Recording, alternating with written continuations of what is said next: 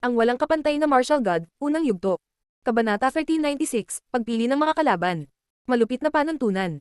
Wala pang nakapirming tuntunin sa pagpupulong ng mga emperador. Hanggat sumang-ayon ang mga emperador, ang mga patakaran ay maaaring matukoy sa simula ng bawat pag-ikot.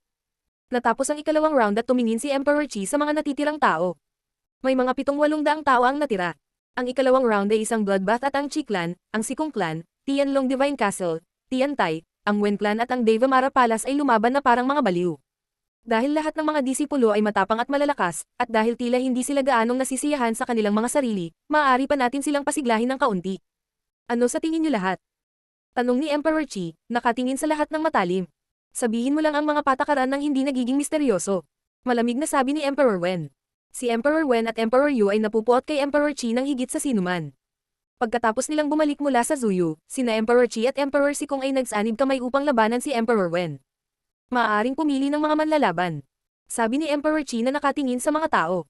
Ngayong kakaunti na lang ang natitira nating mababang antas na Zun Cultivator, ang mga natitira ay napakalakas, gaya ni Lin. Walang pinagkaiba sa pagitan niya at ng isang medium level na Zun Cultivator. Iminumungkahi kung maaari nating ayusin ang mga ito. Ano sa tingin mo, Emph? Malamig na ngumiti si Lin Fang. Ginamit siya ni Emperor Qi bilang isang halimbawa.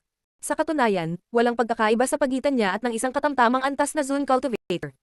Bukod dito, ang kanilang antas ng paglilinang ay hindi gaanong mahalaga, ang kanilang mga kakayahan sa pakikipaglaban ay mas mahalaga. Ang mga emperador ay nanatiling tahimik, hindi nila naiintindihan ng malinaw ang mga patakaran. Ano ang ibig niyang sabihin na mapipili ang mga manlalaban? Ngunit iba ang mataas na antas ng layer ng Zunqi. Iba ang mga cultivator ng tuktok ng layer ng Zunqi tulad ng mga cultivator ng ikawalo o ikasyam na layer ng Zunqi, kaya maaari natin silang ilagay sa kanilang sariling grupo. Pagkatapos ay magagawa natin ang katulad ng ginawa natin noong unang round.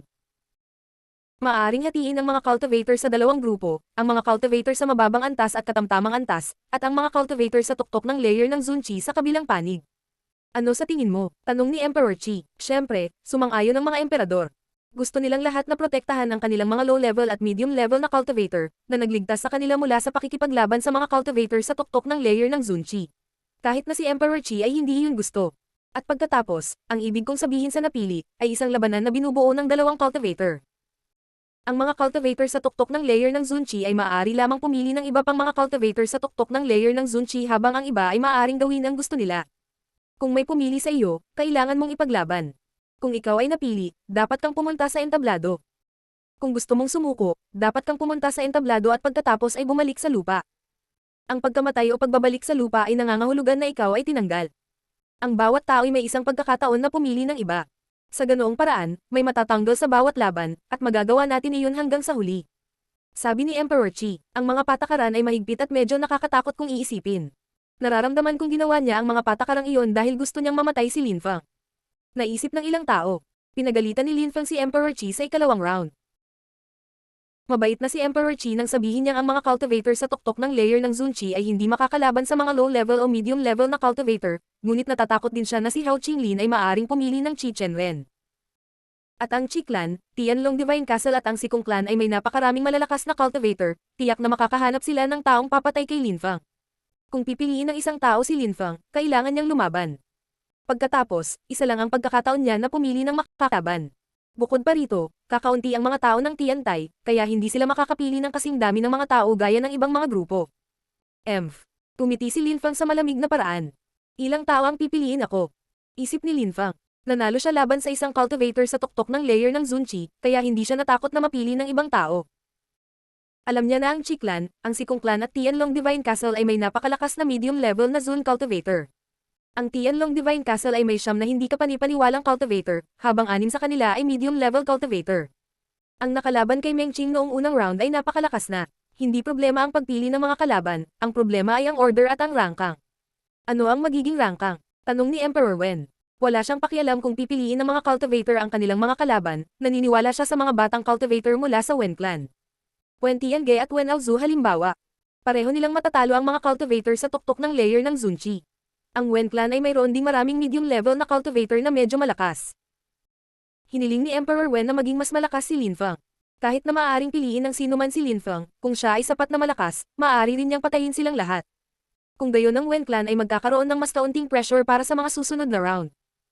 Dahil ang aking angkan ang host ng kaganapan sa pagkakataong ito, nais kong gumawa ng isang mapagpakumbabang komento. Iminumungkahi ko na paikutan tayo mula silangan hanggang timog hanggang kanluran hanggang hilaga at na ang dalawang mandirigma mula sa parehong grupo ay hindi kailanman makakasama sa parehong labanan. Sabi ni Emperor Qi. Sa utos na sinabi niya, siya ang mauuna at si Tiantai ang huli. Ang mga patakarang iyon ay nagpahirap sa sitwasyon para kay Tiantai. Ang ilang mga tao ay hindi magkakaroon ng pagkakataon na pumili ng kanilang kalaban at mamamatay bago dumating ang kanilang oras. Ang mga alituntunin ni Emperor Qi ay malinaw na pinaghalong laban kay Tiantai. Hindi masama, sabi ni Emperor Sikong. Siyempre natuwa siya doon at pumayag din yung iba. Sumasang-ayon ako. Mahinahong sabi ni Emperor Yu. Ang mga cultivator ni Tiantai ay hindi mahihina, lahat sila ay dumaan sa hirap sa kanilang buhay. Hindi malilimutan ni Emperor Yu ang pinagdaanan nila ni Emperor Shi para maging mga emperador mismo. Nakapatay sila ng hindi mabilang na tao. Walang pakialam si Emperor Yu. Sa ikatlong round na iyon, kung gusto nilang tapusin ang pulong kasama ang 200 cultivator, ang mga labanan ay magtatagal ng napakahabang panahon. Isang tao lamang ang maaaring maalis sa isang pagkakataon, dahil mayroong 700 katao sa kabuuan, pagkatapos ng 3-400 labanan, kalahati lamang sa kanila ang matatanggal. Pagkatapos, magsisimula muli ang mga labanan mula sa simula, at 200 labanan ang magaganap upang maalis ang isa pang kalahati ng mga ito. Nangangahulugan iyon na magkakaroon ng 500-600 laban sa kabuuan at ang ilang mga tao ay makakapili ng isang kalaban ng 2 beses. Dahil pumayag kayong lahat, simulan na natin. Qi Xiao, mauna ka na. Sabi ni Emperor Qi. Tumanggo si Qi Xiao at tumalon papunta sa battle stage. Isa siyang cultivator sa tuktok ng layer ng Zun Qi na nakalusot sa ika-8 layer ng Zun Qi. Napansin siya ng ilang tao noon dahil hindi kapanipaniwala ang kanyang empty space agility technique. Tingnan natin kung sino ang pipiliin niya. Akala ng lahat, napatingin si Qi Xiao sa mga tao, lalo na sa mga tao mula sa Tiantai. Pagkatapos ay itinuro niya ang isang cultivator sa tuktok ng layer ng Zun Qi mula sa Tiantai at hiniling. Halika at mamatay. Ang cultivator ng tuktok ng layer ng Zun Qi mula sa Tiantai ay humila ng mahabang mukha. Nakapasok na siya sa ika-7 layer ng Zun Qi at kinokontrol niya ang ginto at earth abstruse energies. Ngunit, alam niya na hindi siya kasing lakas ng cultivator mula sa Qi clan. Kahit hindi siya manalo, gusto niyang lumaban, kaya tumalon siya sa fighting stage. Slash, slash, slash. Pagkarating niya sa battle stage, nagsimula na ang laban. Isang bakanting espasyo ang lumitaw at nagsimulang umihip ang malakas na hangin. Si Qi Xiao ay naging ilang illusionary clone at pinalibutan ang cultivator mula sa Tiantai. Papatayin niya ako, kailangan kong bumaba. Naisip ng cultivator ng Tiantai. Sirain. Galit na sigaw ng cultivator mula sa Tiantai. Bigla siyang napalibutan ng ginto at mga enerhiya ng earth na pinoprotektahan siya na parang armor. Pagkatapos, lumitaw din ang isang dambuhalang ilusyonaryong palakol. Lalala. Ang walang laman na espasyo ay gamulong sa mga alon, mabilis na nakapalibot sa cultivator mula sa Tiantai. Empty space wind explosion, ultimate pressure. Sabi ni Qi Xiao. Sa pamamagitan nito, sinira niya ang earth at gintong abstruse energies na nagpoprotekta sa cultivator mula sa Tiantai. Napahamak siya. Naisip ng karamihan ng tao mula sa Tiantai. Galit na sigaw ng cultivator mula sa Tiantai at inilabas ang kanyang lakas ng dugo, ngunit wala itong silbi. Masyado siyang mahina para matalo pa ni Qi Xiao ang mga cultivator ng ika-9 na layer ng Zun Qi. Sa huli, namatay siya. Phew. Huminga ng malalim ang mga tao mula sa Tiantai. Ang mundo ng paglilinang ay malupit at ang mahihinang tao ay yuyurakan ng malalakas. Malungkot na makita ang kanilang kaibigan na namatay, ngunit nag-aalala sila na haantong din sila sa ganoong paraan. Nanatiling kalmado si Lin Feng, ngunit galit na galit siya sa loob. Nasasanay pa rin siya sa kalupitan ng mundong iyon. Ang layunin niya ngayon ay pumatay ng pinakamaraming tao mula sa Qi clan hanggat maaari upang ipaghiganti ang kanyang mga kapwa-disipulo. Ang walang kapantay na martial god, unang yugto.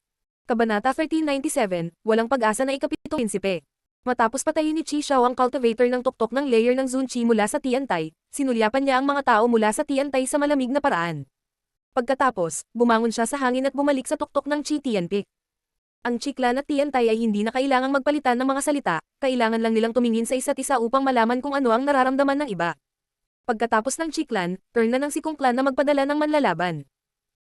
Sa pagkakataong ito, nagpadala ang Sikong clan ng cultivator ng ika-8 layer ng Zun Qi at pumili rin siya ng manlalaban mula sa Tiantai. Ang Tiantai ay mayroong 4 na cultivator sa tuktok ng Zun Qi layer, 3 cultivator ng ika-7 Zun Qi layer at isa sa ika-8. Nais ng Qi clan at ng Sikong clan na patayin ang lahat ng cultivator sa tuktok ng Zun Qi layer mula sa Tiantai, sa ganoong paraan, hindi makakayanan ng Tiantai ang sarili nilang mga cultivator sa huli. Napahamak ang Tiantai. Malamang na napag-usapan ni na Emperor Sikong at Emperor Qi ang bagay na ito bago ang pagpupulong ng mga emperador. Naisip ng karamihan. Naunawaan na ngayon ng mga tao ni Tiantai kung ano ang plano ng Qi clan at Sikong clan. Pagkatapos nito, sinabi ni Mo Chen sa kanyang mga tao, hindi marami sa ating mga tao ang makakaligtas hanggang sa wakas. Mangyaring tandaan na dapat mong isipin muna ang iyong buhay. Magkakaroon ka ng isa pang pagkakataon sa loob ng 100 taon.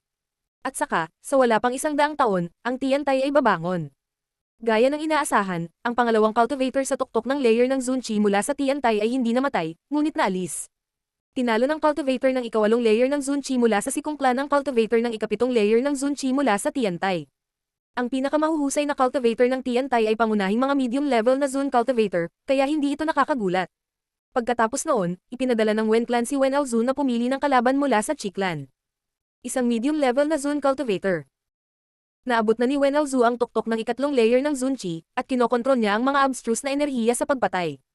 Katulad ni Wen Tiange na kinokontrol ang pagpatay, bilis at walang laman na espasyo ay nag-abstruse ng mga enerhiya. Mas magaling pa sila sa pagkontrol sa mga walang laman na space abstruse energies kaysa sa Qi Clan. Mabilis na ginawa ni Wen Aozu ang kanyang kalaban. Pagkatapos nito, nagpatuloy ang iba sa pakikipaglaban. Ang ibang mga grupo ay hindi pumili ng mga tao mula sa 6 na pangunahing grupo, dahil ayaw nilang makisa.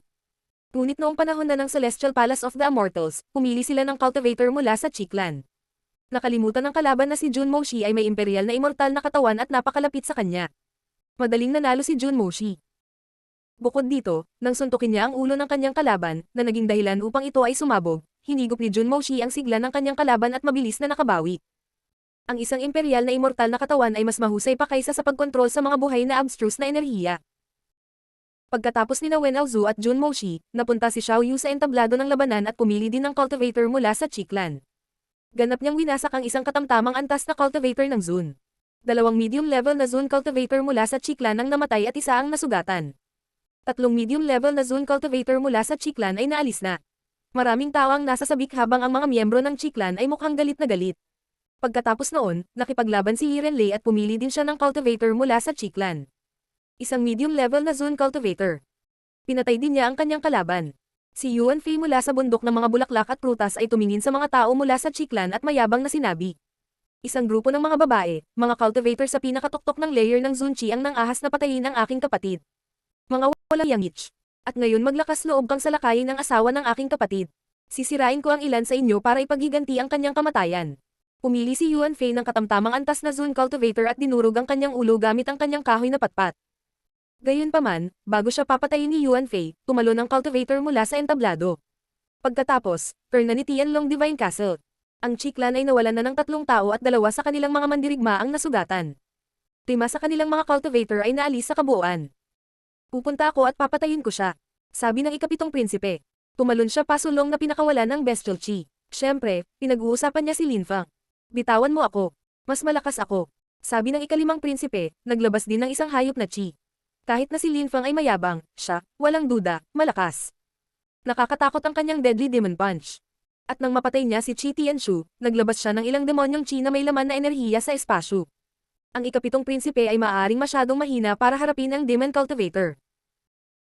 Ang ikalimang prinsipe ay nakalusot sa ika-6 na layer ng Zunchi at ang antas ng kanyang paglilinang ay kaya mas mataas kaysa kay Lin Feng, mayroon din siyang malakas na espiritu ng dragon.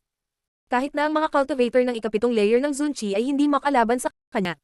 Ang pagpatay kay Lin Feng ay malamang na hindi magiging mahirap para sa kanya. Tungkol sa ika-4 na prinsipe, mas malakas pa siya. Madali niyang mapatay ang mga cultivator ng ikapitong layer ng Zunchi. Pupunta ako at papatayin ko siya. Sabi ng ikapitong prinsipe na nagmamadaling umakyat sa entablado. Lahat ng miyembro mula sa Tianlong Divine Castle ay nagulat at nagalit. Masama ang ugali niya. Sabi ng pang-4 na prinsipe, napangiti ng pilit ang ikalimang prinsipe. Tatay, ano sa tingin mo? Tanong ng ika-4 na prinsipe kay Emperador Tianlong sa mahinang boses. Si Emperor Tianlong ay bihirang magpahayag ng kanyang opinyon. Kung hindi itinago ni Mo Fang ang kanyang tunay na lakas, siya ay, higit sa lahat, kasing lakas ng Little Seven. Malamang na itinago ni Mo Fang ang kanyang tunay na lakas, ngunit iniisip ko pa rin na matatalo siya ni Little Seven kahit na mahirap. Hindi siya dapat magkaroon ng anumang mga problema sa pagprotekta sa kanyang sarili, hindi bababasa. At saka, salamat sa kanya, makikita rin natin kung gaano talaga kalakas si Mo Fang. Sagot ni Emperor Tianlong. Nangangailangan din ng karanasan ng ikapitong prinsipe, kailangan niyang dumaan sa mahihirap na laban. Sa makatuwid, hindi niya pinigilan ng ikapitong prinsipe na pumunta sa yugto ng labanan. Kung manalo siya laban kay Lin Feng, mabuti sana. Kung matalo siya, hindi ito magiging problema, sa halip ay matututo siya mula rito. Ang ikapitong prinsipe ay lumapag sa entablado ng labanan at tumingin kay Lin Feng, galit na sumisigaw. Mo Fang, papatayin kita ngayon. Si Lin Fang ay naghihintay, sa wakas, may pumili sa kanya. Ang taong iyon ay isa sa 9 na pag-usapan nila. Siya ang nagtangkang patayin si Meng Qing noon. Boom! Tumalon si Lin Fang sa hangin at sumipol ang demonyong si Qi. Pinalibutan siya ng puwersa ng lupa at langit, ang kanyang mga mata ay napakaitim, ang kanyang Qi ay dalisay, madali niyang mapangapi ang mga tao sa ika-4 at ika-5 layer ng Zun Qi sa ganoong lakas. Roar! Parang may hukbo ng dragon sa paligid ng ika-7 prinsipe. Isa sa 9 na trump card mula sa Tianlong Divine Castle. Naisip ng karamihan. Namangha at namangha si Lin Fang sa mga tao dahil napakababa ng kanyang cultivation level. Ang kanyang cultivation level ay ang pinakamababa sa mga tao na kayang talunin ng mga cultivator sa tuktok ng Zun Qi layer, ngunit ang bawat grupo ay may kani-kanilang trump card. Maaari nilang labanan o mapatay pa si Lin Fang kung gagamitin nila ang mga ito. Sa makatuwid, ginawa ni Emperor Qi ang mga patakaran sa ganoong paraan. Inaasahan niya na ipapadala ng Tianlong Divine Castle ang kanilang mga prinsipe para harapin si Lin Fang. Ngunit matatalo ba si Lin Fang? Dapat hindi ka panipaniwala ang labanang iyon. Baka makikita natin na ginagamit ni Mo Fang ang kanyang buong kapangyarihan. Bihira lang namin siyang makita noon at ngayon ay bumangon siya sa pulong ng mga emperador. Naisip ng karamihan. Si Lin Fang ay misteryoso. Mamatay. Arg, boom. Dahan-daang naglakad si Lin Fang pasulong. Nagulat ang ika-7 prinsipe sa walang pakialam na kilos na ito. Nagpakawala si Lin Fang ng mapanlate na lakas, na iniwang pakiramdam ng ika-7 prinsipe na parang mamamatay na siya. Pagkatapos ay pinalibutan ni Death Qi at sinimulan niyang ubusin ang kanyang buhay. Ginamit ni Lin Fang ang kanyang demonyo sumpa at ang kanyang mga diskarte sa pagsumpa sa kamatayan sa kanya ng sabay. Gumagamit din siya ng demonic intent at kinakanta niya ang kanyang 9 Netherworlds demonic song. Akala talaga ng ika-7 prinsipe ay nasa dulo na siya ng kanyang buhay. Ang kanyang mukha ay naging kulay abo na nagsimulang magmukhang isang bangkay. Tila minamaliit ng ika-7 prinsipe si Lin Fang. Lahat ay minamaliit siya. Ang enerhiya ng demonyo ay gumugulong sa mga alon at ang ika-7 prinsipe ay walang pag-asa, walang pagkakataong umatake. Itinaas ni Lin Fang ang kanyang kamao, handang gamitin ang kanyang deadly demon punch. Siya rin condensed ang puwersa ng lupa at langit sa loob nito, pati na rin ang walang kamatayan abstruse energies. Ang lupa ay yumanig ng 12 beses sa ilalim ng bigat nito. Hindi na ito mukhang deadly demon punch, parang Deva Mara punch na. Boom! Biglang naglabas si Emperor Tianlong ng nakakatakot na Qi.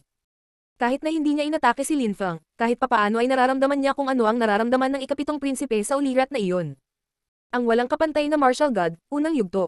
Kabanata 1398, Fu Hei panlabas na mabait ngunit panloob na kasamaan. Arg, arg arg. Sigaw ng ika-7 prinsipe. Marahas na nanginginig ang utak niya dahil sa demonyong balak. Itinaas niya ang kanyang kamao at nag-condense ng dragon energies, sinusubukang bigyan ng halaga. Gayunpaman, ang deadly demon punch na iyon ay bumagsak sa kanyang braso at agad itong nagpasabog. Pagkatapos, kumalat ang mga dagandong sa hangin habang sinuntok ni Lin Fang ang ulo ng ika-7 prinsipe, na sumabog din. Bastos ka, sigaw ni Lin Fang. Sinipa niya ang bangkay ng ika-7 prinsipe at pinalipad ito pabalik sa mga miyembro ng Tianlong Divine Castle. Mabilis na lumipad ang bangkay kaya naglabas ito ng mga sipol. Pinatay niya siya sa isang suntok. Ang karamihan ay namangha. Walang salitang makapaglalarawan sa kanilang naramdaman, lalo na ang mga miyembro mula sa Qi Clan, Tianlong Divine Castle at sa Sikong Clan. Nayanig sila sa nakatagong lakas ni Lin Fang. Alam nilang napakalakas niya, ngunit hindi ganoon kalakas. Ang ika-7 prinsipe ay hindi man lang nagkaroon ng oras upang gamitin ang kanyang buong lakas, siya ay namatay ng napakabilis. Inapi siya ni Lin Fang mula sa simula ng labanan, kung matatawag itong labanan. Ginamit ba ni Lin Fang ang kanyang buong lakas ngayon? Walang nakakaalam kung gaano talaga kalakas si Lin Fang. Marami ang nag-isip tungkol kay Lin Fang. Si Lin Fang ay si Mo Fang. Gayunpaman, si Mo Fang ay mas hindi ka panipaniwala ngayon kaysa kay Lin Fang, bigla siyang nagpakita at direktang pinapatay ang mga anak ng emperador sa harap nila. Siyempre, ang mga miyembro mula sa Tianlong Divine Castle ay parehong nagalit at nabaliw nang makita ang bangkay ng ika-7 prinsipe. Sinubukan ni Emperor Tianlong na manatiling kalmado, ngunit hindi niya magawa, mukhang galit na galit siya. Rito 7, kasalanan ko ito. Sabi ni Emperor Tianlong na nakatingin sa ika-7 prinsipe. Si Lito 7 ay hindi niya biological na anak, siya ang kanyang ampon. Siya ay mas malakas kaysa sa mga biological na anak ni Emperor Tianlong dahil gumawa siya ng malaking pagsisikap upang ipagmalaki si Emperor Tianlong. Gusto niyang patayin si Lin Fang para patunayan kay Emperor Tianlong kung gaano siya kalakas. Tatay, papatayin ko talaga siya. Sabi ng ika-5 prinsipe, kinuyom ng husto ang kanyang mga kamao na naglalabas ng mga kaluskos. Papatayin ko siya kapag turn ko na, sabi ng pang-4 na prinsipe. Ang ika-4 na prinsipe ay ang pinakamalakas na prinsipe bukod sa mga cultivators sa tuktok ng layer ng Zun Qi. Naabot na niya ang pinakatuktok ng ika-6 na layer ng Zun Qi. Isang hakbang pa at magiging cultivator na siya sa tuktok ng layer ng Zun Qi. Maaari pa niyang talunin ang mga cultivator ng ika-7 o ika-8 layer ng Zun Qi. Titingnan natin. Sabi ni Emperor Tianlong. Umalis na si Lin Fang sa yugto ng labanan at nakabalik sa Tiantai. Mukha siyang walang ekspresyon. Pagkatapos ng Tianlong Divine Castle, marami pang grupo ang natitira upang pumunta. Sumunod ay ang Fire Mountain na pumili ng kalaban. Pumunta si Fu Hei sa battle stage at ang mga tao ay tumingin sa kanya. Mahirap isipin na isa siya sa 10 pinakamalakas na batang cultivator ng Bahuang dahil sa kanyang mukhang pili. Ayon sa manghuhula, siya ay napakalakas. Siya ay naging isang emperador sa loob ng susunod na 80 taon, marahil 30 o kahit 10. Napaawang ang bibig ni Fu Hei, pagkatapos, itinuro niya ang Chiklan at tinawag ang isang katamtamang antas na cultivator ng Zun. Ikaw. Oo, ikaw, huwag kang tumingin sa iba. Halika dito, mabilis. Sa wakas ay naunawaan ng cultivator mula sa Chiklan na itinuturo siya ni Fu Hei, kaya galit na galit siya. Hindi sila magkaaway ni Fu Hei, hindi nila kilala ang isa't isa. Kaya bakit siya pinili ni Fu Hei? Wala sa ibang grupo ang gustong sumali sa Chiklan, Tianlong at sa alyansa ng Sikong Clan. Higit pa rito, ngayon, hinahamon sila ni Fu Hei mula sa Fire Mountain. Ano ang tinitignan mo? Wala ka bang nakitang gwapong lalaki dati? Tanong ni Fu Hei nang makita niyang kakaibang nakatingin sa kanya ang cultivator na iyon mula sa Chiklan. Ang cultivator ng Chiklan ay hindi nakaimik. Lahat ng ibang grupo ay nakatingin din sa kanila. Ano lang ang nangyayari? Isa ba ang Fire Mountain sa mga kaalyado ni Tiantai? Fu Hei, kung nasaktan mo ang Chiklan, pagsisisihan mo ito. Sabi ng malakas na cultivator na iyon habang tumatalon papunta sa fighting stage. Galing ka ba sa Chiklan? Tanong ni Fu Hei. Napaawang ang bibig ng cultivator na iyon. Pinili siya ni Fu Hei bilang kalaban, hindi ba niya nakita na siya ay mula sa Chiklan? Ano ang kalokohan mo? Tanong ng cultivator na iyon. Naglakad si Fu Hei papunta sa kanya, mukhang naiinis siya. Maaari mo bang tanungin si Emperor Qi kung maaari nating ilibing ang palasak? Tanong ni Fu Hei sa mahinang boses. Nataranta ang taong iyon. Tumingon siya at tumingin sa mga tao sa Chi Tianpic. Mag-ingat ka, sigaw ng napakalakas na boses. Ang cultivator mula sa Chiklan ay biglang nakaramdam ng ilang enerhiya, kaya agad niyang ginamit ang kanyang empty space agility technique para makatakas. Boom! Gayunpaman, isang malakas na bowl ang apoy ang bumagsak sa kanyang katawan at nagsimulang sunugin siya ng buhay. Hindi. Sigaw ng cultivator sakit. Nababaliw na siya habang ngumunguya ang apoy sa kanyang laman. Wala nang makakakita sa kanya, dahil tuluyan na siyang nilamon ng nakakatakot na itim na apoy. Tumingin siya kay Fu Hei, ngunit nasa malayo na siya na parang walang kinalaman sa kanya ang lahat ng ito. Minsan sa entablado ng labanan, magkaaway kami. Dito tayo dapat mag-away, minsan hanggang kamatayan. Paano mo ako pinaniwalaan? Mahabaging sabi ni Fu Hei. Halos malungkot siya para sa kanyang kaaway. Ang kanyang pagkamatay ay mas trahedya kaysa sa pagkamatay ng ikapitong prinsipe. Fu Hei. Nabalot ng malamig na pawis ang karamihan. Ang lalaking iyon ay panlabas na mabait, ngunit masama sa loob. Bukod pa rito, napakabilis ni Fu Hei noong ginamit ng malakas na cultivator ng Chiklan ang kanyang empty space agility technique. Sa una, maraming tao ang hindi nakakaalam na kinokontrol din ni Fu Hei ang bilis ng abstruse energies. Iyon ang pang-anim. Naisip ng ilang tao na nakatingin sa mga miyembro ng Chiklan. 6 sa kanilang mga tao ang naalis at 4 sa kanila ang namatay. Hindi pa natatapos ang unang round ng laban ng huling round ng meeting at 6 na tao na ang natalo nila. First round pa lang yun. Itim na apoy. Naisip ni Lin Fang na nakasimangot. Parang Demon Fire Chi. Pagkatapos nito, ang mga susunod na laban ay hindi rin kapani-paniwala. Sa wakas, turn na ni Tiantai. Napatingin ang lahat sa kanila, sino ang pipiliin nila. Isang cultivator ng tuktok ng layer ng Zun Chi mula sa Tiantai ang namatay at isa pa ang nasugatan. Sa panig ng Chiklan, 4 na tao ang namatay at 2 ang nasugatan. Sa gilid ng Tianlong Divine Castle, isang prinsipe ang namatay. Sa madaling salita, si Tiantai at ang kanilang mga kaalyado ang may kalamangan sa ngayon. At ngayon ay magkakaroon ng pagkakataon si Tiantai na alisin ang ibang tao. Chen Hai, pumunta ka at pumili ng kalaban na katulad mo, pero baka mas malakas ng kaunti. Kung matalo ka, hindi problema. Sabi ni Mo Chen sa isang disipulo ng Tiantai. Nagulat si Chen Hai ngunit tumanggo. Naiintindihan niya ang ibig sabihin ni Mo Chen. Kung pipiliin niya ang isang kalaban na bahagyang mas malakas, siya ay magiging mas malakas kung siya ay nanalo. Napagtanto ng karamihan kung bakit nagpadala si Tiantai ng isang cultivator na tila hindi gaanong mahalaga. Ito ay dahil ayaw ni Tiantai na mapatay ang mga mahihina nilang cultivator bago nila gamitin ang kanilang pinili. Nagpasalamat si Chen Hai. Pinili niya ang isang tao na medyo mas malakas kaysa sa kanya at ito ay isang nakakabaliw na labanan. Pareho silang nasugatan, ngunit wala siyang pinagsisisihan. Kung hindi siya pinadala ni Mo Chen, maaaring namatay siya sa mga sumunod na round. Ang walang kapantay na martial god, unang yugto. Kabanata 1399, Prajna. Banroo. Furry. Sa pagkakataong ito, pagkakataon na ng Chiklan na pumili muli. Kumislap ang mga mata ni Emperor Qi. Ang lakas ni Lin Fang ay misteryoso at mahiwaga. Kahit siya, bilang isang emperador, ay hindi makita ang lakas ni Lin Fang. Kahit si Qi Chen-ren ay natatakot kay Lin Feng. Sa lahat ng kanyang mga anak, kakaunti ang may potensyal na maging emperador, ngunit isa si Qi Chen-xing sa kanila. Siya ay isang cultivator ng pinakatuktok ng layer ng Zunqi, isang hakbangang layo mula sa pagiging isang emperador. Si Qi Chen-ren ay isa rin sa kanila. Siya ang bunsong anak ni Emperor Qi, ngunit ang kanyang talento ay hindi kapanipaniwala. Naabutan pa niya ang ilan sa kanyang mga kapatid. Nag-alinlangan si Emperor Qi, sino ang dapat niyang ipadala? Dapat ba niyang ipadala si Qi Chen Yun upang labanan ng isang cultivator sa tuktok ng layer ng Zunqi mula sa Tiantai? Kung ipinadala niya si Qi Chen-ren, lalaban ba siya kay Lin Feng? Ang Tiantai ay may dalawang cultivator sa tuktok ng Zunqi layer na natitira, isa sa ikawalong Zunqi layer at isa sa ikapitong Zunqi layer.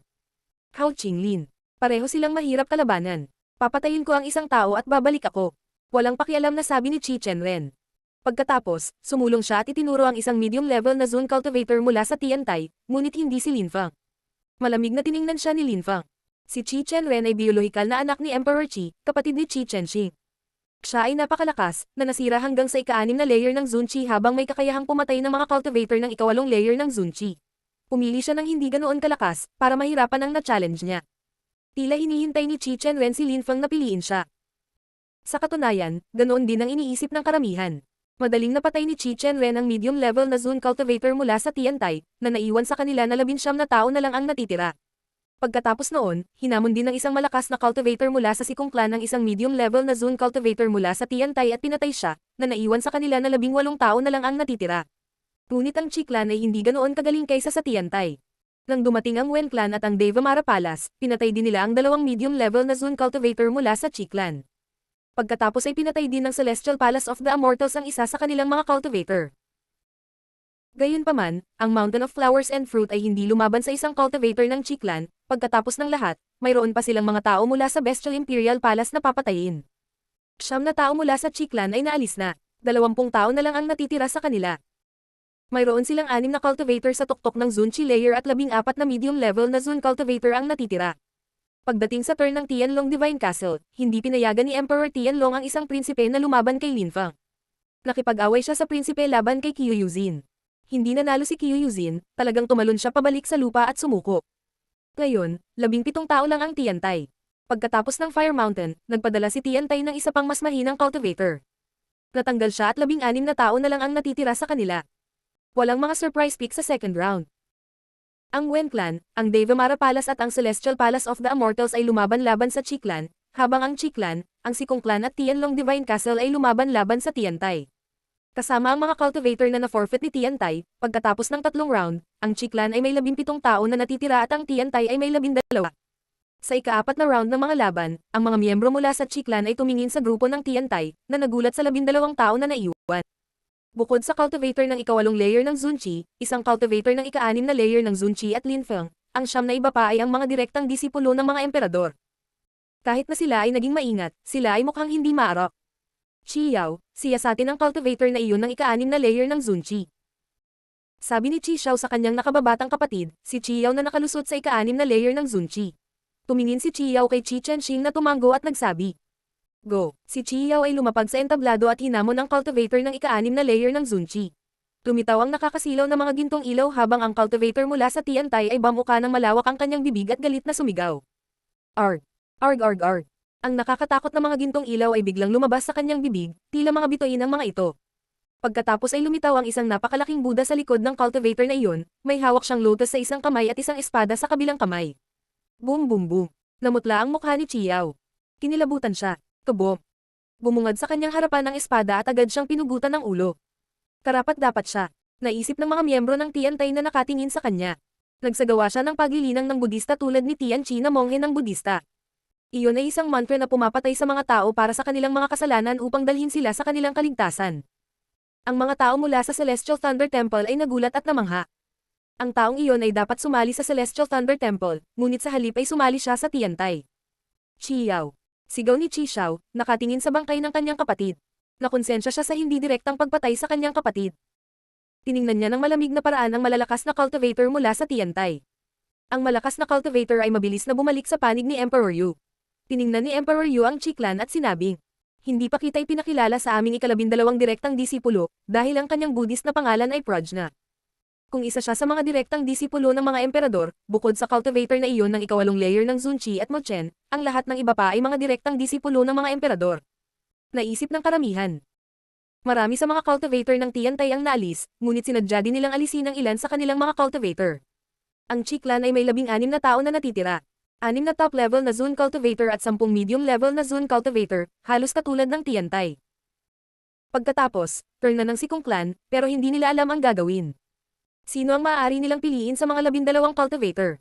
Sa wakas, pumili sila ng cultivator sa tuktok ng ikalimang layer ng Zunchi. Dama pa siya sa entablado ng labanan at sumulyap kay Lin Feng, Ban Roo, Tianqi, Roo Xi. Ikaw, halika dito. Sabi ng malakas na cultivator mula sa Sikong clan, na nakaturo sa isang tao.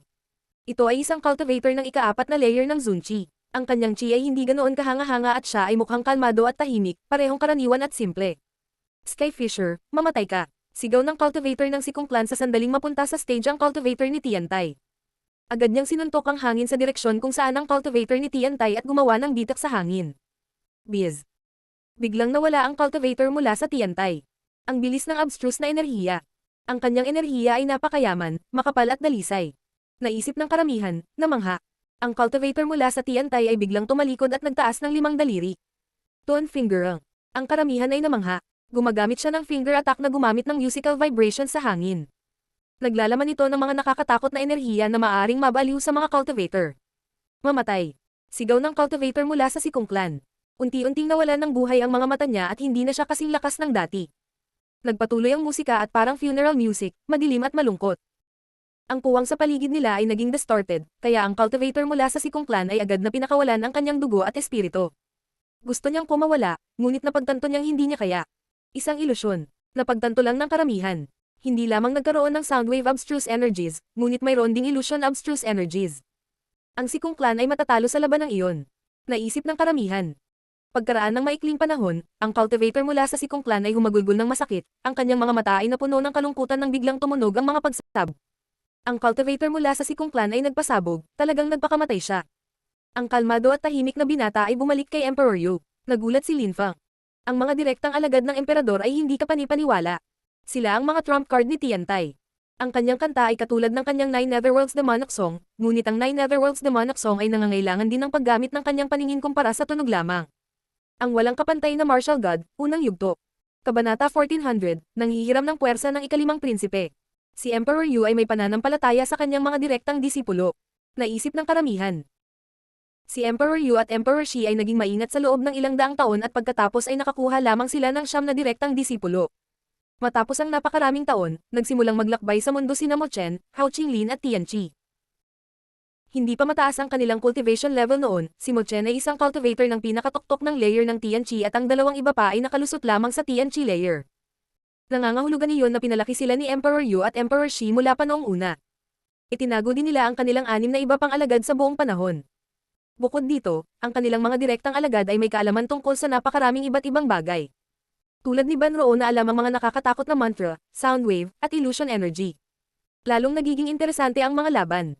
Ang Qi clan, ang Sikong clan at ang Tianlong Divine Castle ay hindi na kayang alisin ang mga tao ni Tiantay ng ganoon kadali. Naisip ng ilang tao. Pagkatapos nito, nagpadala muli ng mga mandirigma ang Wen clan at ang Devamara Palace. Muli nilang pinatay ang 2 katamtamang antas na Zun cultivator mula sa Qi clan. Mas kaunti pa ang natitira sa Qi clan. Pagkatapos noon, inalis din ng Celestial Palace of the Immortals ang isang cultivator ng Qi clan. 13 tao na lang ang natitira sa kanila. 7 katamtamang antas na Zun cultivator sa kanila. Bukod, ang bundok ng mga bulaklak at prutas, ang isla ng mga Thunderbird at patuloy ding sinalakay ng Niu Mountain ang Bestial Imperial Palace. Ang Heavens of Desires Palace at ang Fairyland of the Nine Songs ay nagkaroon din ng hindi kapani-paniwalang labanan. Ang Celestial Thunder Temple at ang Church of the Seer ay kawili-wiling panoorin. Ngunit madaling maapi ng Celestial Thunder Temple ang Church of the Seer. Ang Abyss of Sufferings minsan ay hinahamon ng mga tao mula sa Wen clan at ang mga mahihina ay dahan-daang inalis. Lumipas ang oras at pagkakataon na naman ni Tianlong Divine Castle. Pagod na sila, ano kayang gagawin nila? Dapat ba nilang subukan at labanan ang 3 miyembro ng Tiantay na hindi pa lumalaban? Mukha silang ordinaryo at simple tulad ng Ban Roo, ngunit sino ang makakasiguro na hindi sila kasing lakas o mas malakas pa kaysa sa Ban Roo? Tatay, pupunta ako at papatayin ko si Lin Feng. Sabi ng ikalimang prinsipe kay Emperador Tianlong. Pupunta ako at papatayin ko siya. Sabi ng pang-4 na prinsipe. Natatakot siya na baka mamatay ang ikalimang prinsipe. Huwag na, nag-aalala ako sa'yo. Sabi ng ikalimang prinsipe. Paano kung itinago niya ang kanyang lakas? Tanong ni Emperor Tianlong sa ikalimang prinsipe. Madaling mapatay ng ikalimang prinsipe si Lin Feng dahil mas malakas siya kaysa sa ikapitong prinsipe. Gayunpaman, kung itinago pa ni Lin Feng ang kanyang lakas, ito ay magiging mapanganib muli. Magtago man siya ng lakas, hindi niya ako mapapatay ng ganoon kabilis. Nalampasan ko na ang ika-6 na layer ng Zunchi at alam ko ang dalawang uri ng abstruse energies. Kapag natalo ako, lulindag na lang ako sa lupa at susuko. Kung mamatay ako, kasalanan ko, sabi ng ikalimang prinsipe. Nang matapos ang nakaraang labanan, ang ikalimang prinsipe ay tumalon pasulong. Brother, sigaw ng pang-apat, nais niyang siya mismo ang pumatay kay Lin Feng. Ama. Sabi ng ika-4 na prinsipe kay Emperor Tianlong, ngunit ipinikit ni Emperor Tianlong ang kanyang mga mata at sinabi. Kung hindi ka baliw, hindi ka maaaring maging isang emperador. Kung pinigilan ko siya sa pagpunta, mas masahol pa para sa kanya kaysa sa pagkawala, naiimpluwensyahan ko ang kanyang paglilinang sa hinaharap. Ayaw ni Emperor Qi na patayin ni Qi Qianren si Lin Feng dahil mas marami silang sikreto kaysa sa atin. Mayroon silang isa pang emperador, isang katamtamang antas na emperador na talagang kumokontrol sa kanilang angkan. Si Qi Qianxing ay isa ring cultivator ng pinakatoktok ng layer ng Zunchi, kaya malapit na siyang maging emperador. Magkaiba tayo at dapat maging mabuting ama ako. Ang iyong mga kapatid at ikaw ang tanging pag-asa ko. Kailangan mong harapin ang panganib, harapin ang pressure, maging heroic, matapang at determinadong magtagumpay kung gusto mong maging emperador. Ang ika-4 na prinsipe ay yumuko sa harap ni Emperor Tianlong at nagsabi. Naiintindihan ko, ama, alam ng ika-4 na prinsipe na tama ang kanyang ama, na ang mga panganib ang susi sa tagumpay. Ang Tianlong Divine Castle ay hindi maaaring makipagkompetensya sa Chiklan, at kung ang Tiantay ay bumangon, ang Tianlong Divine Castle ay mapapahamak. Brother, good luck. Sabi ng pang-4 na prinsipe na nakatingin sa stage. Nasa entablado ang ikalimang prinsipe, nakatingin siya sa mga taga-Tiantay. Nagsimulang umungol ang mga dragon at isang dragon illusion ang lumitaw sa kanyang likuran. Labas, labas, labas. Umalingaw ang boses niya sa di kalayuan. Mukha namang kalmado at tahimik si Lin Feng. Tumalon siya pasulong habang namumuo ng puwersa sa kanyang mga paa. Pagkatapos ay naglabas siya ng mga demonyong enerhiya habang lumalapag sa entablado. Art. Umuungal ang mga dragon at naging dragon ang ikalimang prinsipe. Ang kanyang chi ay tumaas sa kalangitan at lumipat patungo kay Lin Feng. Ang mga kuko ng dragon ng ikalimang prinsipe ay naglazle sa kalangitan at nagmukhang sanguinary. Naglabas siya ng mga blood abstruse energies, na higit na nanawagan sa sarili niyang lakas ng dugo. Ito rin ang nag-activate ng dugo ni Lin Feng. Blood abstruse energies, gold abstruse energies. Ang karamihan ay tumingin sa gininto ang pulang dragon. Dragon totem. Tiningnan ni Lin Feng ang mga kuko ng dragon na gumagalaw patungo sa kanya at napansin na ang kanyang kalaban ay nagpapalapot ng ginto at mga enerhiya ng dugo sa isang dragon totem. Nakakasilaw, may ilang mga banal na marka pa ang lumitaw dito. Ilang tao ang nakakaalam kung paano gumamit ng mga banal na marka sa pag-atake, at ang mga nangangailangan ng oras upang gamitin ang mga ito, hindi tulad ng Qiyongqi. At kahit na gumamit sila ng mga banal na marka, ang kanilang mga pag-atake ay hindi maaaring kasing lakas noong ginamit sila ng mas malalakas na cultivator. Pinagsama ng ikalimang prinsipe ang mga banal na marka at mga ilaw ng dragon. Mamatay, mamatay, mamatay. Sigaw ni Lin Feng, umalangaw ang kanyang boses at napailing ang ikalimang prinsipe. Pagkatapos, itinaas niya ang kanyang kamao at sinimulan siyang salakayin gamit ang kanyang deadly demon punch attack, pinag-condense din niya ang walang kamatayang enerhiya dito. Tumunog ang mga pagsabog, ngunit ang mga kuko ng dragon ng ikalimang prinsipe ay patuloy na umuusad. Ha! Ang mga tao ay namangha, lalo na ang malalakas na cultivator mula sa Tianlong Divine Castle. Mamatay!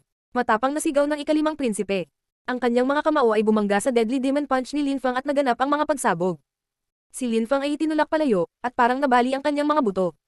Mamatay! Sigaw ng ikalimang prinsipe. Tila hindi napigilan ni Lin Feng ang kanyang mga pag-atake, kaya hinabol niya si Lin Feng. Gayunpaman, hindi umatras si Lin Feng. Muli niyang ibinaon ang immortal na enerhiya sa kanyang kamao at ginamit muli ang kanyang deadly demon punch. Pagkatapos, ang kanyang kamao ay bumangga muli sa ikalimang prinsipe, narinig ang mga kaluskos, pagkatapos ay isang karagatan ng enerhiya ang gamulong sa mga alon at nagtulak kay Lin Feng palayo. Ilang beses na nagsalubong ang kanilang mga kamao pagkatapos noon. Iyan ba ang buong kapangyarihan niya? Nasaan ang Demon King silhouette? Naisip ng ilang tao sa karamihan. Kung magpapatuloy si Lin Feng sa ganoon, malapit na siyang mamatay. Ang dalawang silweta ay patuloy na nagbanggaan, pataas ng pataas sa langit. Ang mga nasa tuktok ng mga bundok ay kailangang itaas ang kanilang mga ulo upang tingnan sila. Huling hakbang, isip ni Lin Feng. Nararamdaman niya na siya ay pupunta sa susunod na cultivation layer anumang oras. Mamatay. Galit na sigaw ni Lin Feng. Sa pagkakataong ito, ginamit niya ang magkabilang kamao para salakayin ng ikalimang prinsipe. Hindi rin siya nakaiwas sa atake ng ikalimang prinsipe. Art. Itinaas ni Linfang ang kanyang ulo at tumangala sa langit. Ang kanyang buhok ay lumilipad sa malakas na hangin sa itaas.